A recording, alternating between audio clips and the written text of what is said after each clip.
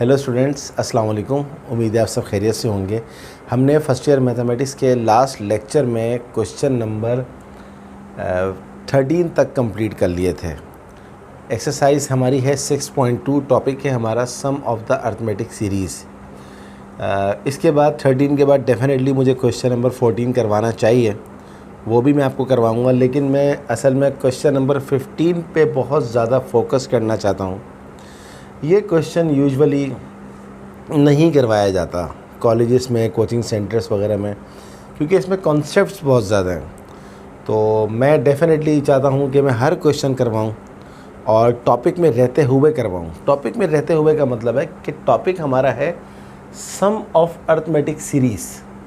तो arithmetic series का question है, तो जो भी क्वेश्चन आ रहा है एक्सरसाइज के अंदर, तो उसको हम अर्थमेटिक सीरीज़ के थ्रू ही करेंगे, किसी और तरीके से नहीं करेंगे।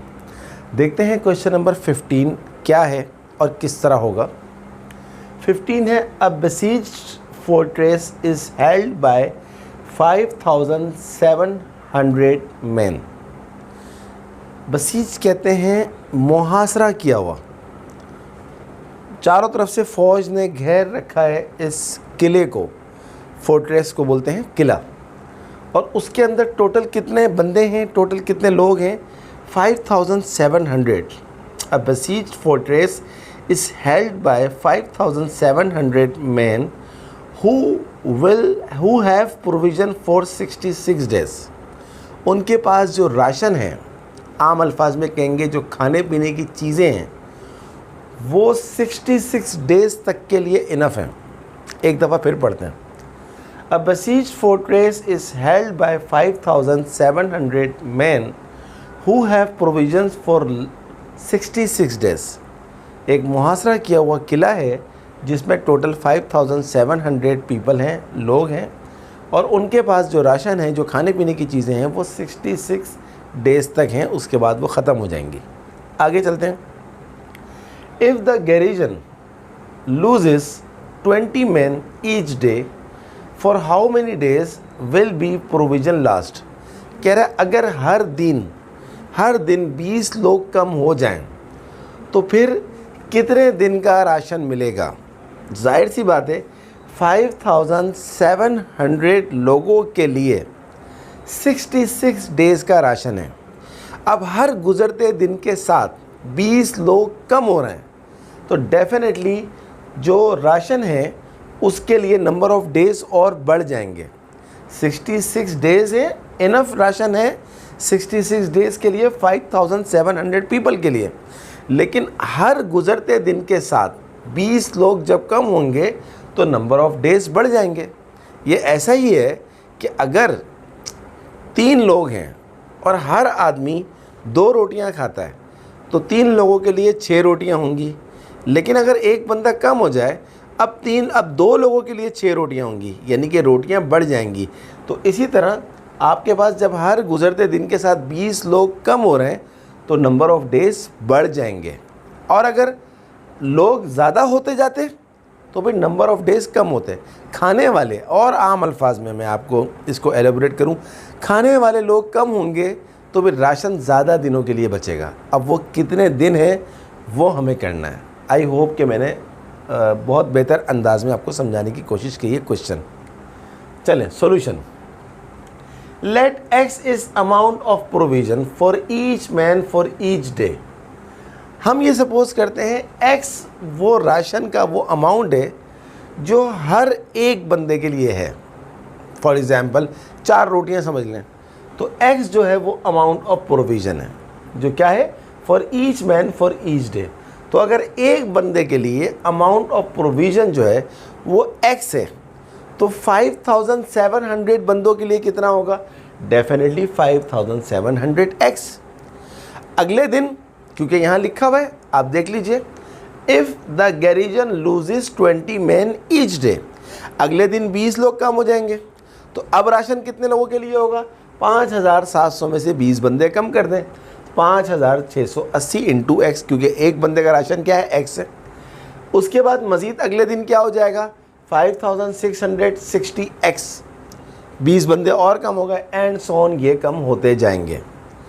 अब अगर आप गौर से देखें तो ये चीज़ जो बन रही है ये क्या है, अरिथमेटिक सीक्वेंस। अरिथमेटिक सीक्वेंस कैसी सीक्वेंस कहलाती है, ऐसी सीक्वेंस जिसमें डिफरेंस कॉमन होता है। तो इसमें देख लीजिए आप, डिफरेंस कॉमन है, आगे वाले में से पीछे वाले को माइनस करेंगे तो आंसर आ जाएगा -20x। तो फर्स्ट टर्म क्या है इसकी, 5700x। कॉमन डिफरेंस क्या है, आगे वाला नंबर है 5680x माइनस पीछे वाला नंबर है 5700x। तो 5680x में से माइनस करेंगे 5700x तो आपका आंसर आ जाएगा -20x। अब हम निकालते हैं इस अरिथमेटिक सीक्वेंस की लास्ट टर्म। लास्ट टर्म को tn बोलें या l बोलें, बात एक ही होती है। फॉर्मूला क्या होता है हमारे पास अरिथमेटिक सीक्वेंस का, ये मैंने आपके लिए यहाँ लिखा हुआ है, l = a + n - 1 × d। तो l = a हमारे पास क्या है 5700x + n - 1 × d। यहाँ पर मैंने डॉट लगा दिया, डॉट का मतलब आप समझें मल्टीप्लाई।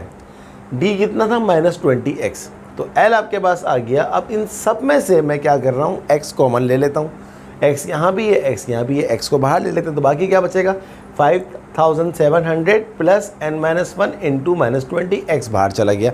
x क्या है, एक बंदे का राशन। सही है जनाब, आगे चलते हैं।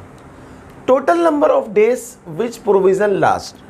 हमारे पास गिवन कंडीशन में 5700 लोगों के लिए कितने दिन का राशन दस्तयाब है, 66 डेज़ का राशन दस्तयाब है। सही है, तो अब हम कह सकते हैं ये जो हमारे पास आ रहा है लास्ट टर्म, लास्ट टर्म का मतलब क्या है, देखेंगे पहले दिन के लिए, ये दूसरे दिन के लिए, तीसरे दिन के लिए, आखिरी दिन के लिए हमारे पास क्या बचा 5700 + n - 1 - 20 × x। और हमारे पास आपको पता है कि टोटल जो हैं डेज़ कितने हैं 66 हैं, और टोटल बंदे कितने हैं 5700, और हर बंदे का राशन कितना है x। तो आप कह सकते हैं कि ये जो लास्ट टर्म है ये इसके बराबर है 66 × 5700x। क्यों, क्योंकि 66 डेज़ हैं, टोटल पीपल हैं 5700, x जो है वो एक बंदे का राशन है, और ये बराबर किसके आ जाएगा, इसकी लास्ट टर्म के, क्योंकि ये एंड तो उसी में ही हो रहा है। उसका एंड रिजल्ट दे दिया हमने, इसका एन की फॉर्म में निकाला और उसको इक्वेट कर दिया उसके गिवन कंडीशन के रिजल्ट से। अब देखिए हम दोनों तरफ x से अगर डिवाइड कर दें तो इसका x और इसका x ख़त्म हो जाएगा, बाकी क्या बचेगा, यहाँ बचेगा 5700 + n - 1 × -20 = x कट गया 66 × 5700। अब हम एक काम करते हैं, 5700 इस -20 को n - 1 से मल्टीप्लाई कर देते हैं। -20 को n से करेंगे -20n, माइनस माइनस प्लस 20 × 1 = 20 = 66 × 5700। 5700 में 20 अगर आप ऐड करेंगे तो आपका आंसर आ जाएगा 5720 माइनस 20n = ये 66 × 5700 ऐसे ही लिखा हुआ है, आगे जाके मल्टीप्लाई कर देंगे। अब हम निकालते हैं सम। पहले दिन कितने लोग थे 5700, दूसरे दिन कितने थे 5680, तीसरे दिन कितने थे 5660, आखिरी दिन कितने हैं लास्ट टर्म 5720 माइनस 20n = किसके बराबर है, वो जो आपको वहाँ दिया हुआ है कि 66 डेज मल्टीप्लाई बाय 5700। अब आपके पास ये क्या है, ये सम टू अरिथमेटिक सीरीज़ है। तो पहला टर्म आपके पास क्या है 5700 और लास्ट टर्म आपके पास क्या है 5720 माइनस 20n। तो Sn का फॉर्मूला हम ये वाला यूज़ कर लेते हैं क्योंकि हमारे पास फर्स्ट टर्म भी है लास्ट टर्म भी है। तो Sn = n/2, फर्स्ट टर्म हमारे पास क्या है 5700 प्लस L हमारे पास क्या है 5720 माइनस 20n। तो n/2 5700 प्लस 5720 का आंसर होता है 11420 माइनस 20n, ये लिखा हुआ है। अब हमें पता है कि टोटल जो आया था हमारे पास, ये तो n की फॉर्म में था, टोटल क्या था हमारे पास 66 × 5700। तो अब हमने क्या किया है, हमारे को पता है कि जो टोटल है वो 66 5700 है। n की फॉर्म में क्या आया था, ये रहा n/2 11420 माइनस 20n, और इस Sn की जगह पर टोटल वैल्यू रख दी ये वाली 66 × 5700 इस Sn की जगह पर। अब इन दोनों को मल्टीप्लाई कर दीजिए कैलकुलेटर से, 66 मल्टीप्लाई बाय 5700, तो आपको इन दोनों को मल्टीप्लाई करेंगे तो आपका आंसर आ जाएगा 376200। अच्छा, ये 2 यहाँ पर क्या कर रहा है, डिवाइड हो रहा है, वहाँ जाके जब इससे मल्टीप्लाई होगा 376200 से जब 2 को मल्टीप्लाई करेंगे तो आपका आंसर आ जाएगा 752400। इस n को अंदर ले जाएं, इस n को जब आप 11420 से मल्टीप्लाई करेंगे तो आपका आंसर आ जाएगा 11420n, और n को जब इससे मल्टीप्लाई करेंगे तो आंसर आ जाएगा -20n² इज इक्वल टू क्या लिखा हुआ है 752400। अब हम इसको एक क्वाड्रेटिक इक्वेशन है तो इसको हम पॉजिटिव फॉर्म में ले आते हैं। ये -20n² उड़ के उधर जाएगा तो -20n² प्लस का हो जाएगा। ये 11420n वहाँ चला जाएगा तो -11420n हो जाएगा, और ये अपनी जगह पर मौजूद है 752400, और उस साइड से दोनों चीज़ें वहाँ आ गई तो क्या बचेगा, उस साइड के ऊपर 0 बचेगा। अब ये पूरी की पूरी क्या बन गई, क्वाड्रेटिक इक्वेशन बन गई। लेकिन हम क्वाड्रेटिक इक्वेशन को सॉल्व करने से पहले अगर वो छोटी हो सकती है उसको छोटा कर दें तो हमारा काम बहुत आसान हो जाएगा। हम क्या कर सकते हैं, इस पूरी इक्वेशन को 20 से डिवाइड कर देते हैं, पूरी इक्वेशन को 20/20 1n² आ जाएगा। 11420 को आप 20 से डिवाइड कर दीजिए तो आपका आंसर आ जाएगा 571n। आप चेक कर लीजिएगा कैलकुलेटर में। और 752400 को आप 20 से डिवाइड करेंगे तो आपका आंसर आ जाएगा 37620, और 0 अपॉन समथिंग इज़ ऑलवेज 0, तो कोई फ़र्क नहीं पड़ा। आगे चलते हैं। n² - 571n plus 37620 is equal to 0। Student, ये आपके पास है क्वाड्रेटिक इक्वेशन। अब क्वाड्रेटिक इक्वेशन सॉल्व करने के हमारे पास बहुत सारे मेथड हैं। 2 वेल नोन मेथड जो हैं क्या हैं, एक है बाय अप्लाइंग फैक्टराइजेशन जिसको आप मिडिल टर्म ब्रेक मेथड कहते हैं, और दूसरा होता है क्वाड्रेटिक फार्मूला। अब ये आपके ओन के ऊपर है कि आप कौन से मेथड में कंफर्ट फील करते हैं। मुझसे पूछेंगे, I personally feel comfort in method of factorization, but अगर आपको अच्छा नहीं लगता तो आप इसको क्वाड्रेटिक फार्मूले से कर लें, आंसर पे कोई फ़र्क नहीं पड़ेगा। तो मैंने इसको कर लिया है किससे, मिडिल टर्म ब्रेक से। मिडिल टर्म ब्रेक मेथड क्या होता है, ये पहला नंबर लास्ट नंबर के कोफिशिएंट से मल्टीप्लाई हो जाएगा। 37620 इसका कोफिशिएंट 1 है तो मल्टीप्लाई करेंगे तो 37620 आ जाएगा।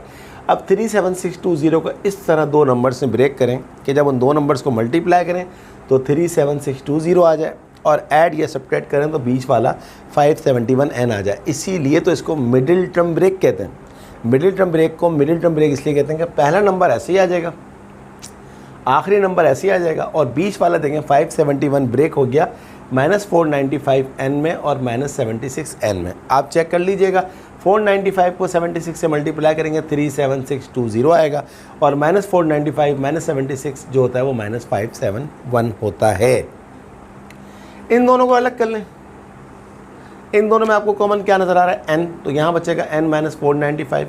इन दोनों में कॉमन क्या नज़र आ रहा है, -76 माइनस प्लस 76 से 76 कट गया n, माइनस प्लस माइनस 37620 को 76 से डिवाइड करेंगे तो -495 आ जाएगा। आप चेक कर लें, n - 495 और n - 495 सेम है, इसको एक दफ़ा लिख लें। ये बचा n - 76 इज इक्वल टू 0।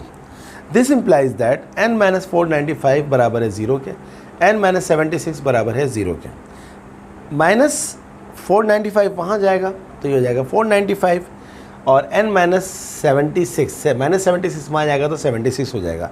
अब स्टूडेंट देखें, हमारे पास तो प्रोविज़न टोटल 66 डेज़ का था, तो डेफिनेटली 495 डेज़ तो नॉट एडमिसिबल है, ये तो इम्पॉसिबल है कि 20 बंदे कम होने से आपका जो राशन है वो 495 तक पहुंच जाएगा। तो इसलिए आपका जो करेक्ट आंसर है वो है ये वाला आंसर, इसीलिए मैंने एन ए लिख दिया, not admissible. n is equal to 76 days, तो 76 डेज़ का राशन आपको मिलेगा अगर हर गुज़रते दिन के साथ 20 लोग कम हो जाएं।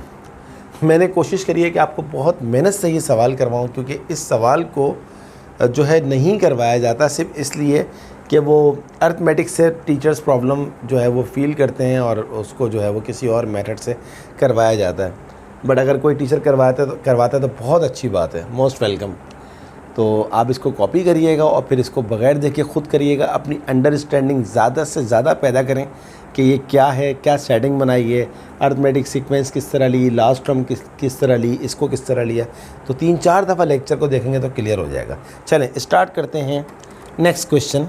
अब चूँकि मैंने ये करवाया आपको क्वेश्चन नंबर 15, मुझे अकॉर्डिंग टू सीक्वेंस 14 करवाना चाहिए था, लेकिन इसमें मुझे बहुत सारी वर्किंग शो करनी थी, इसलिए मैंने इसको पहले से करके रखा। अब मैं 15 के बाद 16 पे नहीं जाऊंगा, मैं 14 पे जाऊंगा। सही। चलें, काफ़ी टाइम लगा इस सवाल में। कल की क्लास में जो हमारा लास्ट लेक्चर था उसमें भी एक सवाल था कि वो तमाम नंबर्स का सम बताओ जो कि 3 और 7 से डिवाइड नहीं होते। वो भी काफ़ी बड़ा क्वेश्चन था।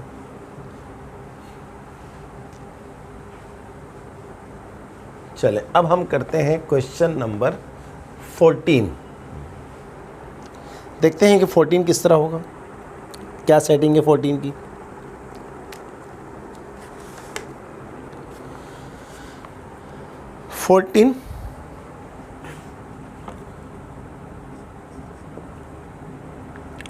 A boy has 231 marbles. He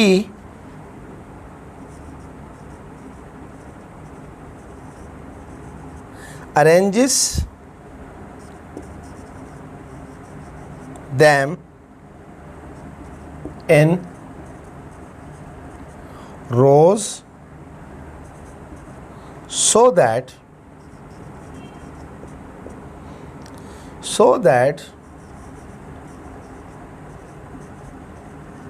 each row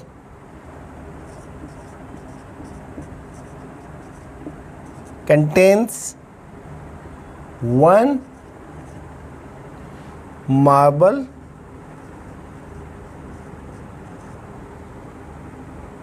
less than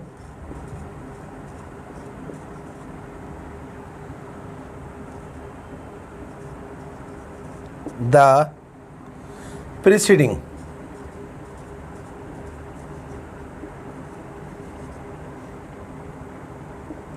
The last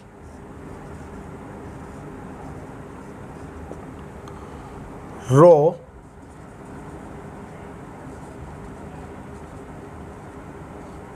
consists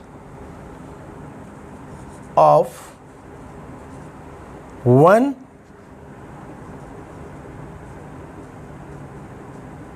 marble only, which forms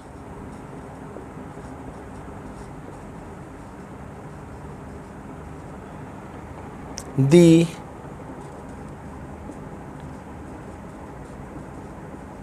vertex of a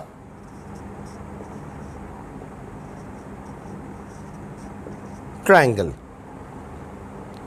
How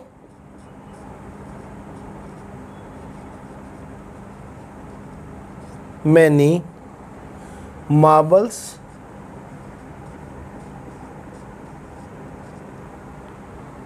are there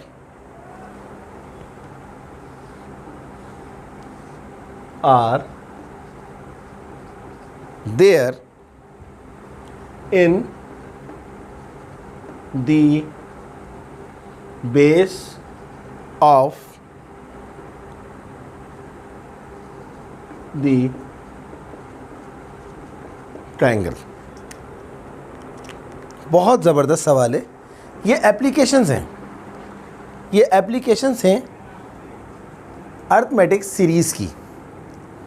देखिए क्वेश्चन क्या है। A boy has 231 marbles. एक लड़के के पास जो टोटल मार्बल्स हैं वो 231 है। He arranges them in rows so that each row contains one marble less than the preceding, वो इस तरह मार्बल्स को रखता जाता है कि एक मार्बल ऊपर है, उससे नीचे जो ऊपर मार्बल है उससे नीचे एक मार्बल कम, उससे नीचे एक मार्बल कम, उससे नीचे एक मार्बल कम, उससे नीचे एक मार्बल कम। और क्या लिखा हुआ है? The last row consist of one marble only which forms the vertex of a triangle. How many marbles are there in the base of the triangle. हम एक काम करते हैं, हम सबसे पहले एक ट्रायंगल बनाते हैं, डायग्राम पूरी बना लेते हैं। उल्टी ट्रायंगल बना रहा हूँ समझाने के लिए ताकि समझ में आए। हम इसको उल्टा चलते हैं। वो कह रहा है last row consist of one marble only which form the vertex of a triangle. Vertex किसको बोलते हैं? कोनों को। किसी ट्रायंगल में कितने वर्टेक्स होते हैं? 3 वर्टेक्स, 3 कोने, 1 2 3। हम सपोज करते हैं कि उसने जो कहा है कि इस वर्टेक्स के ऊपर एक मार्बल है, ये उसने कहा है, देख लीजिए आप। The last row consist of one marble only, और ये वन मार्बल कहाँ पर है? Which forms the vertex of a triangle, जो वर्टेक्स ऑफ अ ट्रायंगल के पास है, ऊपर है। इस तरह कर लें। अच्छा, ये एक मार्बल है। असल में ये जो मार्बल्स हैं इनके ज़रिए इसने ट्रायंगल बनाई है। तो ये जो एक मार्बल है ये क्या बना रहा है? वर्टेक्स की तरह का बना रहा है। फिर अगले के ऊपर, इसके ऊपर क्या क्या जाएगा? 2 मार्बल। फिर इसके ऊपर क्या जाएगा? 3 मार्बल। और फिर ये मार्बल बढ़ते जाएंगे, बढ़ते जाएंगे, बढ़ते जाएंगे, और ये बन जाएगी ट्रायंगल की बेस। ट्रायंगल की बेस बनाने के लिए कितने मार्बल दरकार होंगे? How many marbles need to form a base of a triangle, उसको हम कह देते हैं n। अब इस डायग्राम को मज़ीद और समझने के लिए हम इस क्वेश्चन को दोबारा पढ़ते हैं। A boy has 231 marbles. He arranged them in rows so that each row contains one marble less than the preceding. एक बच्चा है जो एक खेल खेल रहा है, उसके पास टोटल कितने हैं? 231 मार्बल्स हैं, और वो यूँ समझ लें आप कि उन मार्बल्स के ज़रिए ट्रायंगल बना रहा है। अब जो वर्टेक्स है ट्रायंगल का, उसमें सिर्फ एक मार्बल है, उससे ऊपर एक मार्बल ज़्यादा, उससे ऊपर एक मार्बल ज़्यादा, उससे ऊपर एक मार्बल, एंड सो ऑन। अगर उल्टा चले, सबसे ज़्यादा मार्बल कहाँ पर है? जो उसने मांगा है बेस ऑफ द ट्रायंगल पर, वो मुझे नहीं पता, उसका नाम मैंने n रख दिया। n से नीचे क्या आएगा? n-1, n-2, and so on, 3 2 1। I hope you understand. अब हम चलते हैं आगे। इसको अगर हम बनाएं, सीरीज़ बनाएं, तो देखिए 1 2 3 4 dash dash dash dash, total क्या है? n। तो अगर आप ले लीजिए a is equal to 1, d आपके पास आ जाएगा 2 - 1 इज इक्वल टू 1। तो आप लगा दीजिए इसके ऊपर सम का फॉर्मूला। सम का फॉर्मूला क्या होता है? n/2 2a plus n-1 into D. Total marbles कितने हैं ये हमें उसने बताया हुआ है सवाल के अंदर। यानी कि अगर इन तमाम मार्बल्स को ऐड कर लो, जमा कर लो, तो हमारे पास कितना आ जाएगा? 231। तो आप Sn को रिप्लेस कर सकते हैं 231 से। कर सकते नहीं बल्कि करेंगे। 231 is equal to n/2 into 2a। a हमारे पास क्या है? 1 प्लस n-1, n तो मालूम करना है। d हमारे पास क्या है? 1। 2 यहाँ पर डिवाइड हो रहा है, वहाँ जाके मल्टीप्लाई हो जाएगा। 2 1 ज़ा 2, 2 3 ज़ा 6, 2 2 ज़ा 4, n 2 1 ज़ा 2 प्लस n-1। सही है जनाब। 462 इज इक्वल टू n। 2 - 1 कितना होता है? 1। तो ये आ जाएगा n+1। तो ये हो जाएगा n into n, n square, n into 1 n। 462 को यहाँ ले जाइए, ये आ जाएगा। अगेन क्या बनी? Quadratic equation. और क्वाड्रेटिक इक्वेशन कैसे सॉल्व होती है? क्वाड्रेटिक फार्मूले से होती है। क्वाड्रेटिक फार्मूले से कैसे करेंगे इसको सॉल्व? या तो क्वाड्रेटिक फार्मूला लगा देंगे, फैक्टराइजेशन करते हैं। तो मैं फैक्टराइजेशन करके देखता हूँ। 462 मुझे बीच में चाहिए 1, क्योंकि स्टूडेंट मैं समझता हूँ क्वाड्रेटिक फार्मूला हम लिखते हैं, फिर उसमें a निकालो, b निकालो, c निकालो, और फिर फार्मूले में पुट करो, टाइम लगता है। लेकिन अगर आप फैक्टराइजेशन में बहुत अच्छे हैं तो ये काम 1 मिनट के अंदर हो सकता है। देखिए 462 है ना, एलसीएम ले लेते हैं इसका।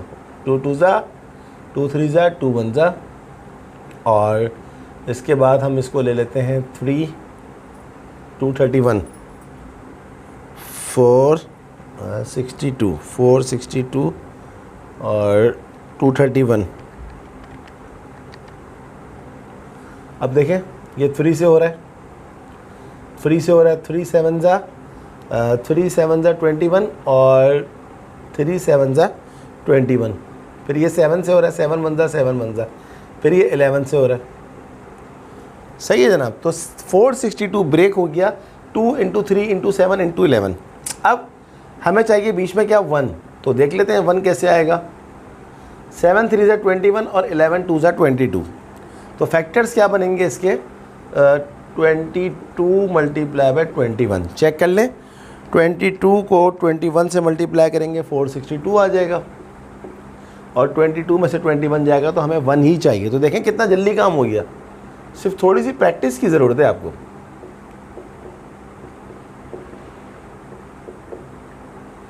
इन दो को अलग कर लें, इन दो को अलग कर लें, इसमें से n कॉमन निकाल लीजिए, ये हो जाएगा n + 22। इसमें से -21 निकाल लें, ये हो जाएगा n + 22। बाकी यहाँ कर देते हैं ताकि आपको ज़्यादा अच्छा नज़र आए। इसको पहले यहाँ लिख देते हैं n + 22 और n - 21 = 0। यहाँ से आ जाएगा हमारे पास n + 22 = 0, n - 21 = 0। यहाँ से आ जाएगा -22 और यहाँ से आ जाएगा +21। और आप जानते हैं कि माइनस में तो नंबर ऑफ टर्म्स पॉसिबल ही नहीं है, not admissible. Hence 21 marbles in the base. तो टोटल 21 मार्बल्स हैं किसके ऊपर, ट्रायंगल की बेस के ऊपर। ये आपका आंसर आ गया। इसका आंसर चेक भी कर लेते हैं। बड़े ज़बरदस्त सवाल कर रहे हैं हम। 6.2 का ये क्वेश्चन नंबर 14 करवाया मैंने आपको। Yes 21 marbles. आगे चलते हैं। अच्छा 15 तो हम कर ही चुके हैं, तो अब हम करने के लिए जा रहे हैं क्वेश्चन नंबर 16। आई होप कि आपको इस समझ में आया होगा सवाल। जब आप इस तरह के सवाल करने के लायक हो जाते हैं तो फिर आपके लिए कोई चीज़ मुश्किल नहीं होती। जब आप इन क्वेश्चन से भागते हैं, some time I am sorry to say एक टीचर भगाते हैं, तो फिर तो बहुत मुश्किल हो जाता है। नेक्स्ट हमारा है क्वेश्चन नंबर 16। देखते हैं कि क्वेश्चन नंबर 16 में हमसे क्या पूछा जा रहा है। 16 है हमारे पास, find the first 4 terms of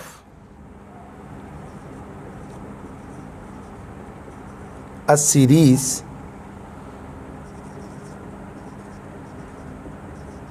of which the sum to n terms excuse me n terms is 1/2n into 7n-1। ये सवाल भी बहुत अच्छा है क्योंकि इसमें काफ़ी लॉजिकल काम करना है। कैसे करेंगे इसको भी देख लेते हैं।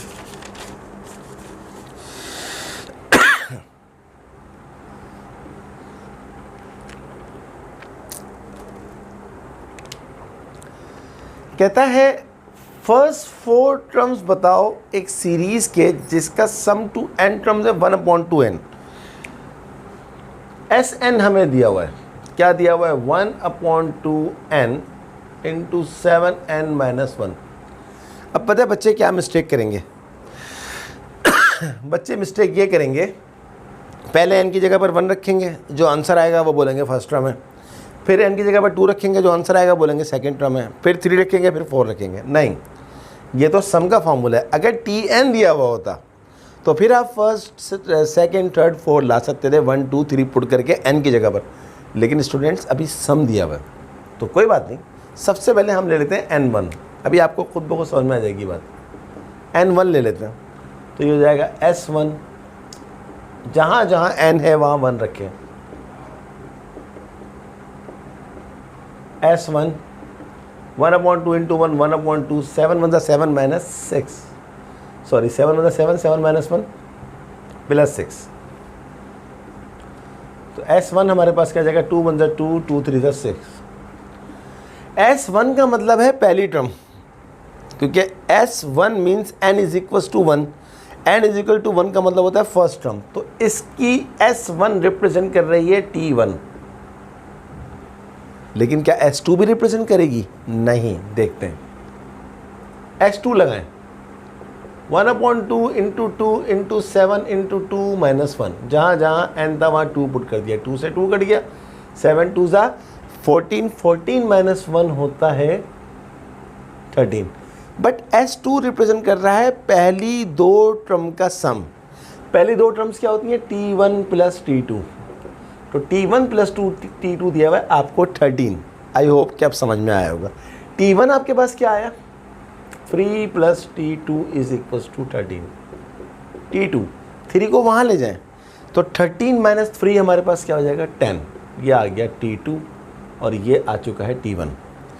अब हम रखेंगे s3, रख दीजिए s3 1/2 into 3 7 into 3 minus 1, s3 is equal to 3/2 हो जाएगा। 7 3 ज़ा 21, 21 माइनस 1 होता है 20, 2 1 ज़ा 2 2 10 ज़ा 10 3 ज़ा ये हो गया 30। बट s3 का मतलब क्या है? पहली तीन टर्म का सम, यानी कि t1 plus t2 plus t3 is equal to 30। अब t1 आपके पास कितना है? निकाल चुके हो 3। t2 आपके पास कितना है? निकाल चुके हो 10 3। तो t3 इज इक्वल टू 10 और 3 कितना होता है? 13। ये वहाँ जाके हो जाएगा माइनस, और 30 माइनस 13 होता है आपके पास 17। अभी काम ख़त्म नहीं हुआ है। अब हम निकालेंगे s4। s4 किस तरह निकलेगा? यहाँ पर 4 पुट कर दो, 1/2 इंटू 4 इंटू 7 इंटू 4 माइनस 1, 2 2 ज़ा 4, 7 4 ज़ा 28, 28 माइनस 1 होता है 27, 27 को आप 2 से मल्टीप्लाई करेंगे 54। बट s4 का मतलब है पहली चार टर्म का सम, यानी कि t1 plus t2 plus t3 plus t4 is equal to 54। t1 आपके पास कितना आया? 3 निकाल चुके हो आप। t1 आप निकाल चुके हो 3, t2 आप निकाल चुके हो 10, t3 आप निकाल चुके हो 17, t4 आप निकालने जा रहे हो 54। 17 और 10 27 और 3 30, 30 plus t4 is equal to 54। t4 is equal to 54, इसको वहाँ ले जाओ। 54 माइनस 30 होता है 24। इस तरह आपके पास फर्स्ट 4 टर्म्स आ गई। सवाल ही ये था, find the first 4 terms of a series of which the sum and term is this. तो पहली टर्म आपके पास क्या आई? 3। Hence first 4 terms are, t1 कितना है? 3, t2 कितना है? 10, t3 कितना है? 17 और t4 कितना है? 24। This is our answer. और चेक कर लो कि अर्थमेटिक ही है। 10 में से 3 गया 7, 17 में से 10 गया 7, 24 में से 17 गया 7। बट इसको और वेरीफाई कर लेते हैं, आंसर चेक कर लेते हैं। क्वेश्चन नंबर क्या था? ये 16 का आंसर है 3, 10, 17, 24। यस, तो ये हमारा आ गया आंसर क्वेश्चन नंबर 14 का। तो आपको समझ में आया होगा बहुत अच्छी तरह से। आज की हम इस क्लास को बस ऑफ करते हैं। आज हमने 3 क्वेश्चंस किए हैं।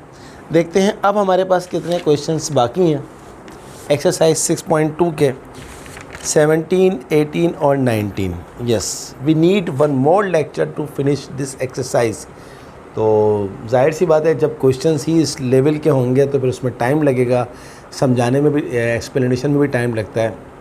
बट आपको समझ में आ जाए, मेरी मेहनत वसूल हो जाएगी। काइंडली मेरे चैनल को ज़रूर सब्सक्राइब करिएगा, बिल्कुल भी नहीं भूलिएगा, और मेरी वीडियोस को लाइक करिएगा, अपने तमाम दोस्तों को मेरी वीडियोस शेयर ज़रूर करवाइएगा। तो अगली क्लास बिल्कुल भी मिस नहीं करिएगा, क्योंकि नेक्स्ट लेक्चर के अंदर हम 6.2 को 100% कंप्लीट कर लेंगे। ओके स्टूडेंट्स, अगली क्लास तक के लिए अल्लाह हाफ़िज़।